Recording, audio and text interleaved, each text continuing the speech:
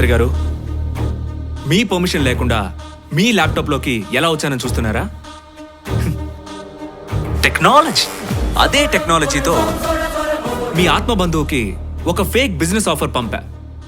Click చేశాడు, hack అయ్యాడు.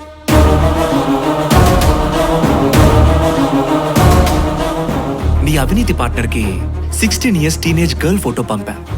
Tempt అయ్యాడు.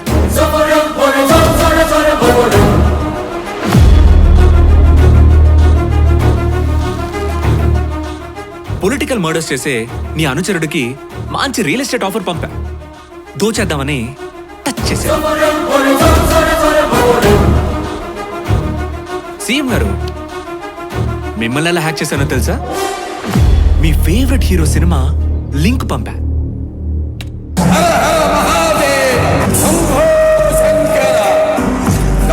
నంది ముందు రంగు మార్చిన పంది, ఆరు కూతలకు వస్తే కపాలం పగిలిపోతే.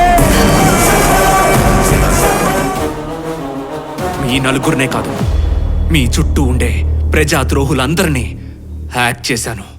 అయితే ఏం చేస్తారా? నన్ను టచ్ చేయగలవా? నా వెంట్రు కూడా పీకలేవు. కొన్ని క్షణాల్లో ఆల్ టీవీ ఛానల్స్ హ్యాక్ అవబోతున్నాయి.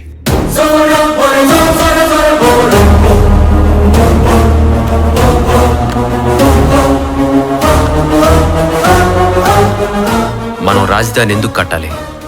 అదేమన్నా అంత ఈజీ పనా? దానికి ఎంత అనుభవం అవసరం? అది మన దగ్గర లేదు.